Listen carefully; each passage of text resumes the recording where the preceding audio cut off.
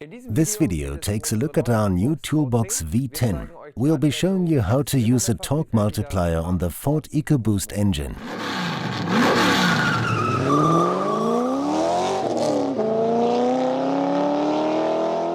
Hi guys, today we have with us the 1-liter Ford EcoBoost engine. According to the OEM specifications, the crankshaft belt pulley's bolt must be undone and fastened again using a torque multiplier. This tool can be found in our Toolbox V10. Here we have our centerpiece, the torque multiplier. And then there are various mounting parts as well. This retaining plate, these fastening bolts, plus sleeves, the supporting arm and 2 reinforced sockets. We're showing you how to assemble the torque multiplier using an engine that has been removed. In the workshop, you first have to remove the drive shaft and starter motor and then lock the flywheel.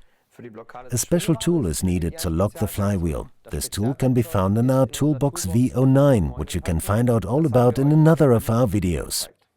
In the case of our engine here, the supporting arm can be screwed directly onto the engine block.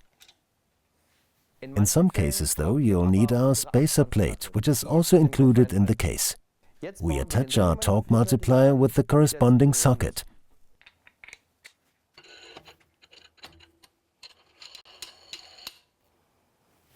Then we undo the crankshaft bolt using a suitable tool.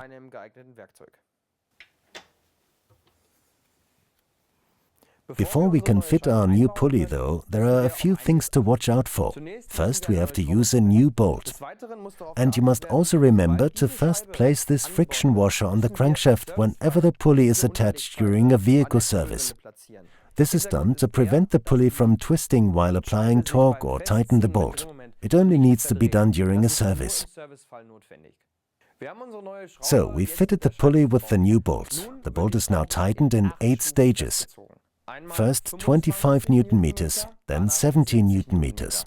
That's all done without the torque multiplier, just with the torque wrench. Then it's time to use our torque multiplier. We now tighten by 16 Newton meters with the torque multiplier, followed by 5 turns of 90 degrees. So, the bolt has been tightened. The tightening torques for the bolt may vary, however, depending on the model of engine.